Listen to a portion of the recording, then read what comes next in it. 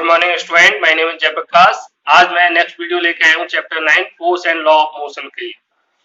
इससे पिछली वीडियो अगर आपने नहीं देखी है तो प्लीज आप चैनल की प्लेलिस्ट में विजिट कीजिए और वहां से आप पिछली वीडियो जरूर देख लीजिए, जिससे कि आपको ये वीडियो और बेहतर तरीके से समझ में आए। चैनल को प्लीज सब्सक्राइब कर लें, बेल आइकन प्रेस कर लें अगर अभी तक नहीं किया है। और क्योंकि बेल आइकन प्रेस करने से क्या होगा बच्चों, आपको रेगुलर इंटरवल में मेरी नई वीडियोस के नोटिफिकेशन समय से मिलते रहेंगे और आप समय से देखते रहेंगे। तो let us start today's class. आज मैं इनर्शिया से आपको पढ़ा रहा हूं बच्चों। तो व्हाट इज इनर्शिया? इनर्शिया एक नेचुरल टेंडेंसी होती है किसी भी ऑब्जेक्ट की, जिसकी उस टेंडेंसी की वजह से ऑब्जेक्ट अपनी इस नेचुरल टेंडेंसी की वजह से क्या करता है, अपनी जो भी स्टेट है उस स्टेट में बना रहना चाहता है। कब तक? जब तक उस पर बाहर से कोई फोर्स अप्लाई ना किया जाए। यही हमारा फर्स्ट लॉ ऑफ मोशन भी था। ओके, यही हमारा इनर्शिया है। इनर्शिया और फर्स्ट लॉ ऑफ मोशन लगभग सेम है, इसीलिए उसको फर्स्ट लॉ को हम लॉ ऑफ इनर्शिया भी बोलते हैं, जो मैं पिछली वीडियो में बता चुका हूं। तो किसी भी ऑब्जेक्ट की ये नेचुरल टेंडेंसी होती है, मींस नेचर ने उसको ये टेंडेंसी दी है कि वो जिस स्टेट में है उसी स्टेट में बना रहना चाहता है, अगर हम उस पर कोई बाहर से फोर्स अप्लाई ना करें। जैसे एग्जांपल बच्चों, अगर जैसे मेरा ये पेन रखा हुआ है, अब ये अपने आप अभी ये किस स्टेट में है बच्चों? रेस्ट स्टेट में है। ये अपने आप रेस्ट स्टेट से मोशन की स्टेट में नहीं आ सकता। अगर मैं इस पर फोर्स अप्लाई करूं बाहर से, तो हाँ, ये ट्राई कर सकता है कि ये मोशन में आ जाए या आने की कोशिश करे। लेकिन अगर हम फोर्स नहीं लगाते हैं, इस पर किसी भी तरीके का एक्सटर्नल फोर्स नहीं लगता है, तो ये रेस्ट पोजीशन में है और रेस्ट पोजीशन में बना रहेगा। अगर मैं इस पर फोर्स बाहर से अप्लाई कर दूं इस तरीके से, तो आप देख रहे हैं कि ये यहां से अपनी पोजीशन को डिस्प्लेस कर दिया, मींस रेस्ट से मोशन में आ गया। तो ये हमारा इनर्शिया। और जैसे आपने और भी एग्जांपल में बता दूं, रोड पर आपने कई कार, बाइसाइकिल, मोटरसाइकिल, ट्रक ये देखे होंगे खड़े हुए। क्या वो बच्चों अपने आप चल जाते हैं?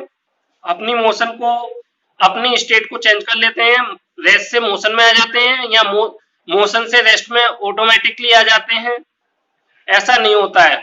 वो जब तक हम, अगर हमारी बाइक मोशन में है, जब तक हम उस पर ब्रेक नहीं लगाते हैं, ब्रेक अप्लाई नहीं करते हैं, तब तक वो अपनी मोशन स्टेट से रेस्ट में नहीं आती है। और अगर कोई रेस्ट में रखी हुई कार है या ट्रक है, वो ऑटोमेटिकली नहीं चलती है जब तक हम उस पर बाहर से फोर्स अप्लाई ना कर दें। बाहर से फोर्स अप्लाई करने का मतलब कि हम उसको चालू ना कर दें, ऑन नहीं कर दें तब तक। ओके, तो ये हमारा इनर्शिया हुआ। अब काफी हद तक आपको बच्चों इनर्शिया समझ में आ गया होगा।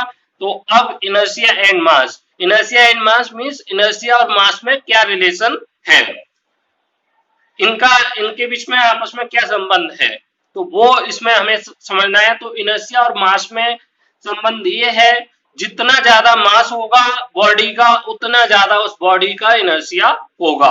अगर कोई हैवी बॉडी है तो उसका इनर्शिया ज्यादा होगा। अगर कोई बॉडी लाइटर है, हल्की है, तो उस बॉडी का इनर्शिया क्या होगा बच्चों?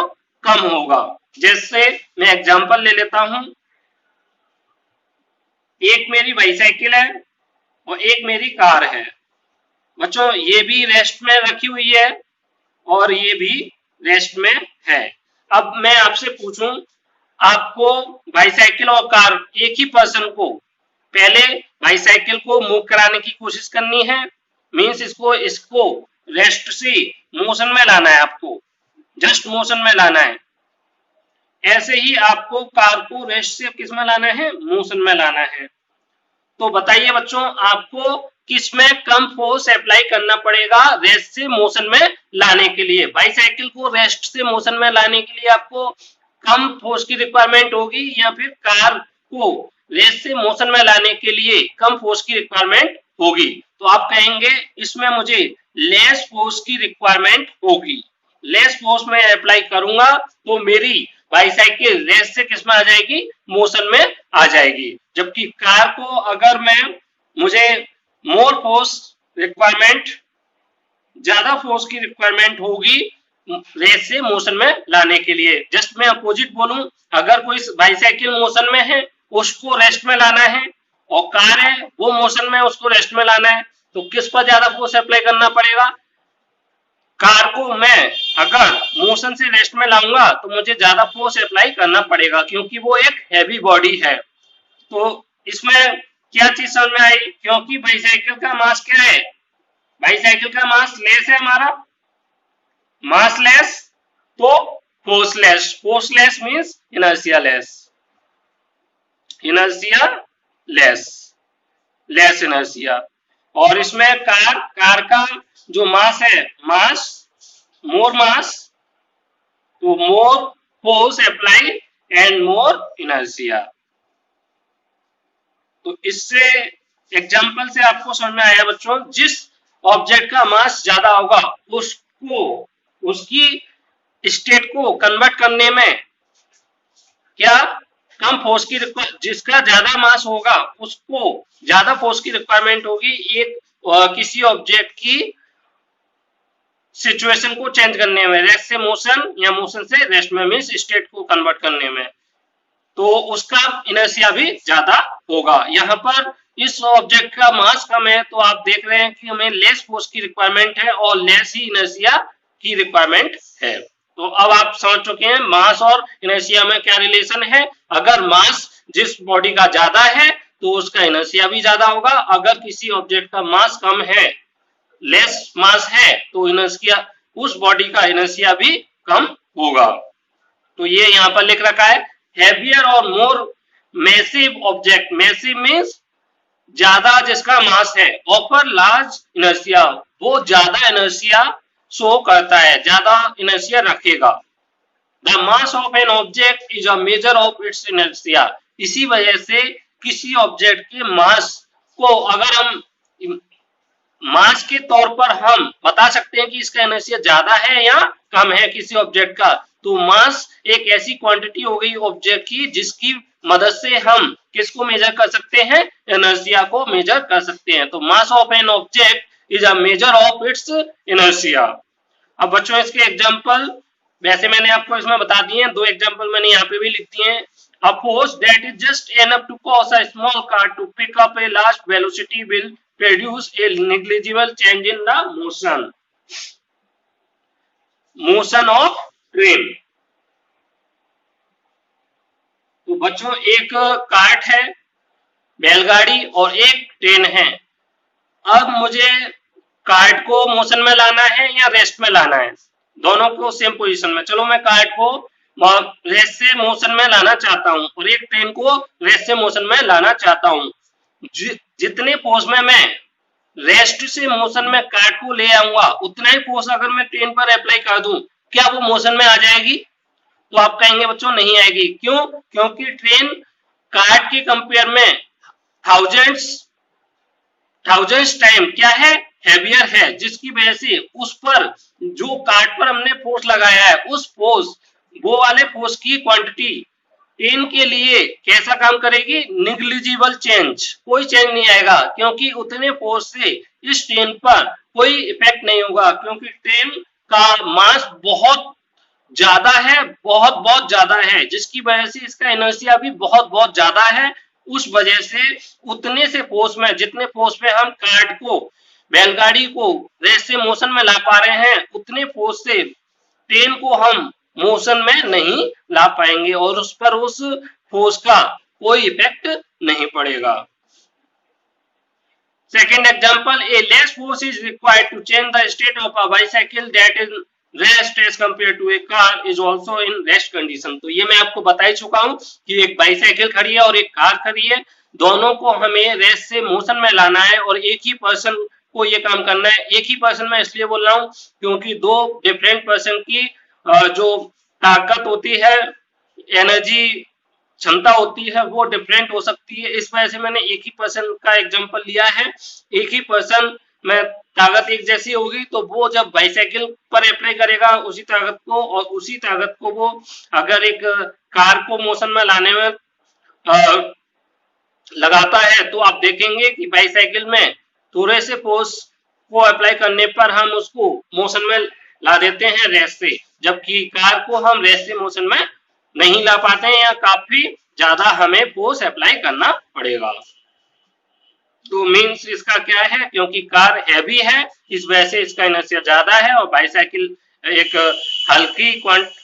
हल्की होती है, लाइटर होती है, इस वजह से इसका मास कम होगा, और मास कम होने की वजह से इसका इनर्शिया भी कम होगा। अब बच्चों यहाँ पर कुछ क्वेश्चन है जो कि एनसीईआरटी में गिवन है, और मैं एनसीईआरटी बेस्ड ही आपको पढ़ा रहा हूँ, तो और एनसीईआरटी से ही आपके क्वेश्चंस आते हैं, इस वजह से मैं एनसीईआरटी के ही न्यूमेरिकल यहाँ पर रखे हैं। In the following example try to identify number of times velocity of ball change. हमें ये बताना है कितनी बार वेलोसिटी बॉल की चेंज हुई है। तो इसमें सिचुएशन को हम पहले ड्रॉ करेंगे, एक रफली ड्रॉ करना पड़ेगा।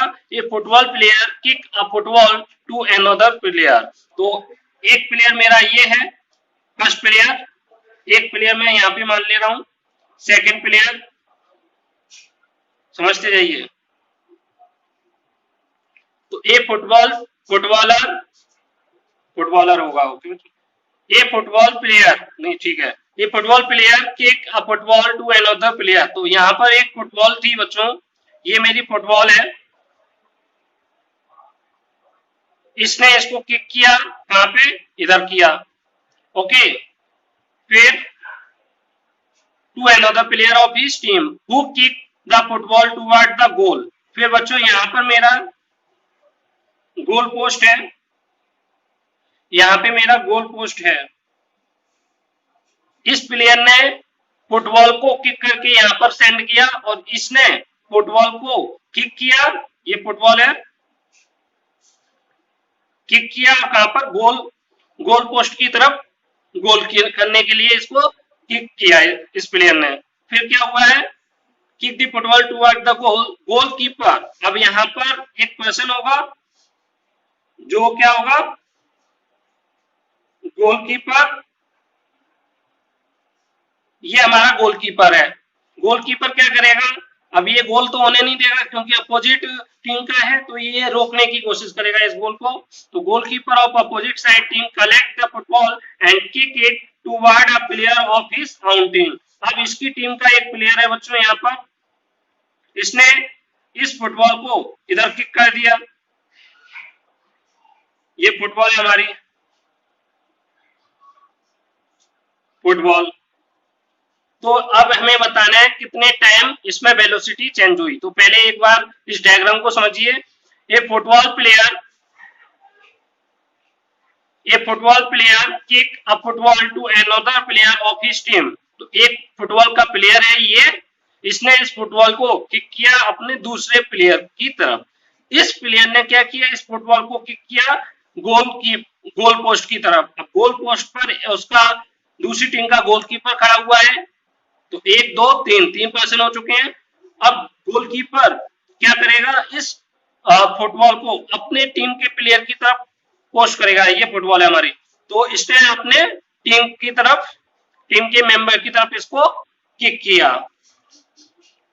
Goalkeeper of the opposite team collect the football and kick it toward a player of his own team. और अब इसमें हमें बताना है वेलोसिटी ऑफ बॉल चेंज, कितने टाइम वेलोसिटी चेंज हुई। तो बच्चों पहला प्लेयर यहाँ पर इसको किक करेगा तो इसकी वेलोसिटी में चेंज होगा। तो पहला चेंज हमारा यहाँ पर आ गया, फर्स्ट चेंज, ओके। फिर क्या हुआ बच्चों, इसने अब किक यहाँ पर आई है सेम वेलोसिटी पे, जितनी भी चेंज होगी, और चेंज होने के बाद जैसे ही ये किक करेगा इस फुटबॉल को, यहां से किक करेगा, तो यहाँ पर सेकंड चेंज हो गया, यहाँ पे भी वेलोसिटी में चेंज आएगा। अब क्या हुआ, अब ये जो गोलकीपर है, गोलकीपर क्या करेगा, इसको फिर से किक करेगा, तो यहाँ पर भी हमारा चेंज होगा। तो कितने टाइम हमारा चेंज हुआ वेलोसिटी में, 1 2 और 3, 3 टाइम्स हमारा किसमें वेलोसिटी में चेंज हुआ। तो आंसर क्या होगा, आप इस डायग्राम को अपने अकॉर्डिंग जैसे भी बनाना चाहें, बहुत अच्छे तरीके से बनाना चाहो तो बहुत अच्छे तरीके से मुझे यहाँ पे समझाना था तो मैंने ये समझा दिया है। तो यहाँ पे इस प्लेयर ने इसको किक किया यहाँ पर, तो एक बार किक हुआ यहाँ पर, तो यहाँ पर इसकी वेलोसिटी में चेंज हुआ, फिर इसने यहाँ पे किक किया, दूसरी बार चेंज हुआ, फिर इसने किक किया यहाँ तक, तो तीसरा चेंज यहाँ पर, तो पहला चेंज यहाँ पे वेलोसिटी में, फिर दूसरा यहाँ पर और फिर तीसरा यहाँ पर, तो 3 बार वेलोसिटी में चेंज हुआ है। तो फर्स्ट आंसर क्या हो गया, 3 times, 3 times change in velocity, change in velocity. तो वेलोसिटी में 3 बार चेंज हुआ। अब दूसरा, also identify the agent supply the force in each case. अब तीनों केस में पहला केस हमारे ये है, दूसरा केस ये है और तीसरा केस ये है। तो केस 1 में जब प्लेयर 1 ने प्लेयर 2 की तरफ फुटबॉल को किक किया तो यहाँ पर फोर्स कौन अप्लाई कर रहा है, प्लेयर 1। तो केस 1 में सेकंड का आंसर, केस फर्स्ट में कौन फोर्स अप्लाई कर रहा है, ये प्लेयर किक कर रहा है फर्स्ट वाला, तो फर्स्ट प्लेयर 1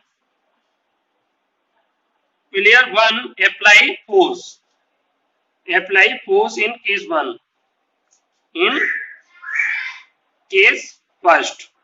केस सेकंड में क्या हो रहा है, केस सेकंड में बच्चों कौन किक मार रहा है, प्लेयर सेकंड। तो player second apply force, player second apply force in case second. और तीसरे केस में क्या हो रहा है, यहाँ पर ये जो गोलकीपर है, गोलकीपर फोर्स अप्लाई कर रहा है जिसकी वजह से इसकी वेलोसिटी में चेंज आ रहा है फुटबॉल की। तो केस थर्ड में, case third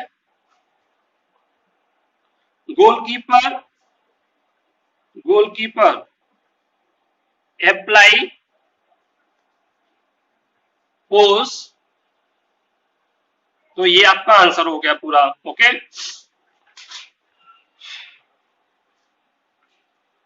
next question, which of the following has more inertia. अब इन दोनों 3 कंडीशन दे रखी है, किस पर ज्यादा इनर्शिया होगा, a rubber ball and a off the same size का स्टोन। दो बच्चों, जैसे ये मेरी एक रबर की बॉल है, रबर बॉल, और इतने ही साइज की मेरा एक स्टोन है। अब आपसे पूछा है इस केस में किसका इनर्शिया ज्यादा होगा, तो वेट वाइज आप बताइए मास किसका ज्यादा होगा। स्टोन का मास रबर की कंपेयर में ज्यादा होगा, तो मास इसका मोर मास और लेस मास। इसका जो मास होगा, mass of rubber is less than mass of stone. Stone का मास ग्रेटर देन होगा रबर के मास की तुलना में। तो जिसका मास ज्यादा होता है उसका इनर्शिया भी ज्यादा होगा। तो inertia of stone is greater then inertia of rubber ball. तो केस फर्स्ट का आपका आंसर हो गया कि जो स्टोन है, क्योंकि स्टोन का जो मास होगा ज्यादा होगा, वो मास ज्यादा होने की वजह से, क्योंकि मास ही हमारी मेजर करता है इनर्शिया की, ज्यादा मास होने की वजह से स्टोन का जो इनर्शिया रबर बॉल की तुलना में ज्यादा होगा। केस सेकंड है बाइसाइकिल और ट्रेन। तो सेम आंसर, जैसे ये हमारी बाइसाइकिल है तो बाइसाइकिल और ये ट्रेन है, मास किसका ज्यादा होगा, तो more mass of train is greater than mass of bicycle. Bicycle का मास कम होगा और ट्रेन का मास ज्यादा होगा। जिसका मास ज्यादा होगा उसका इनर्शिया भी ज्यादा होगा। तो inertia of train is greater then inertia of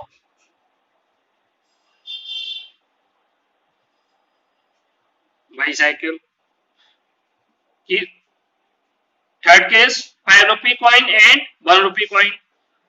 तो 5 रुपी कॉइन, ये मेरा 5 रुपी का कॉइन है, 5 रुपीज, और ये मेरा 1 रुपीज कॉइन है। वेट किसका ज्यादा होगा, ये साइज में थोड़ा बड़ा दिखाई दे रहा होगा, लेकिन इसकी जो थिकनेस है वो कम होती है, लेस थिकनेस, देखा भी होगा, और मोर थिकनेस। जिसकी थिकनेस ज्यादा होगी मीन बच्चों इसका मास ज्यादा होगा, mass of 5 rupees is greater than mass of 1 rupees. Okay, तो इसका मास ज्यादा है इसलिए इसका इनर्शिया भी ज्यादा होगा। तो inertia of 5 rupees coin is greater than inertia of 1 rupees coin। Okay, तो ये आपका तीनों आंसर हो गए। तो आपको मास चेक करना है किसका मास ज्यादा है, जिसका मास ज्यादा होगा उसका इनर्शिया ज्यादा होगा। तो इस तरीके के सवाल आप कर लोगे। अब बच्चों, explain by some of leaves may get detached from a tree if we vigorously shake its branch। तो क्यों डिटैच टूट जाती हैं, उसका रीजन भी क्या है बच्चों। इसका रीजन मैं आपको एक पेड़ बना के दिखा दे रहा हूं।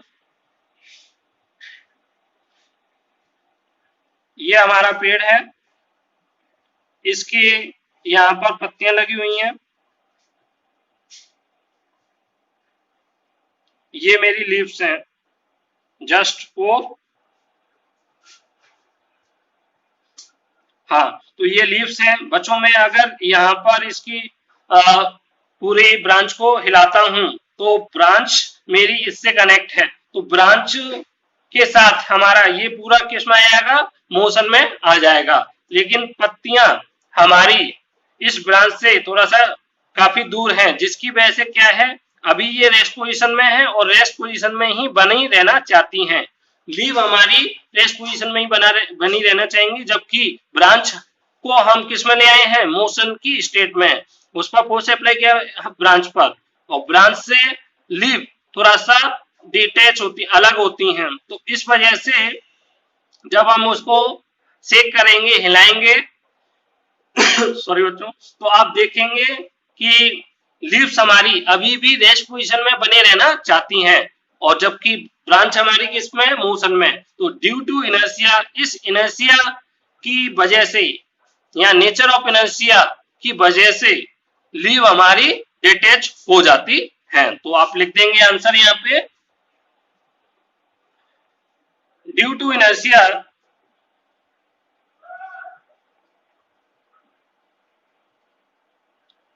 some of the leaf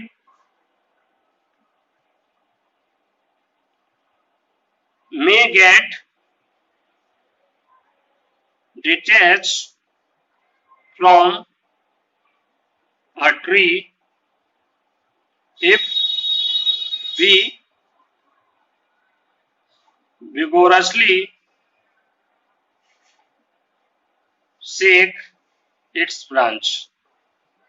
okay, इसी तरीके से एक क्वेश्चन और है, आपने काफी महसूस किया होगा ये तो।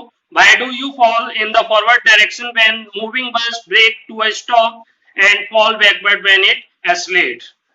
तो क्यों हम आगे की तरफ झुक जाते हैं जब बस पर ब्रेक लगती है, and stop and fall backward, और जब चालू करते हैं बस को, रेस्ट पोजीशन से मोशन में लाते हैं, तो हम पीछे की तरफ मूव करते हैं। तो दोनों का रीजन क्या है, due to inertia. Due to inertia क्यों, तो एक मैं आपको पिछली बार समझा चुका हूं। जैसे ये मेरी एक बस है, ये बस की सरफेस है, बस की सरफेस ऑफ बस। अब यहाँ पर सीट है बच्चों, इस सीट पर कोई पर्सन बैठा हुआ है और ये इसकी लेग्स हैं। जब ये बच्चों रेस्ट से मोशन में आती है, रेस्ट से मीन्स अब मैं इसको एक्सीलरेट करूंगा तो मेरे लेग्स क्या होंगे, ये एक्सीलरेट हो जाएंगे, क्योंकि ये डायरेक्ट कांटेक्ट में है मेरे, डायरेक्ट ये बस की, ये मेरी बस है, ओके, ये मेरी बस है, बस के डायरेक्ट कांटेक्ट में, बस के डायरेक्ट कांटेक्ट में, बस की सरफेस के मेरे लेग्स हैं। इस वजह से लेग्स तो मेरे तुरंत इंस्टेंटली क्या हो जाएगा, मोशन में आ जाएंगे। लेकिन जो अपर पोर्शन है, अपर पोर्शन अभी भी किस पोजीशन में रहना चाहेगा, ड्यू टू इनर्शिया ये अभी भी रेस्ट पोजीशन में रहना चाहेगा। तो ये दो पोर्शन आगे बढ़ जाएगा, ये वाला, और ये किधर जाएगा, पीछे। तो बैकवर्ड हमें थोड़ा सा धक्का लगता है, पीछे की तरफ हम झुक जाते हैं जब हमारी बस स्टार्ट होती है। और जस्ट अपोजिट, जब मेरी बस स्टॉप होगी तो स्टॉप होने की वजह से ये हमारे कांटेक्ट में है बच्चों। दूसरा केस में इसमें,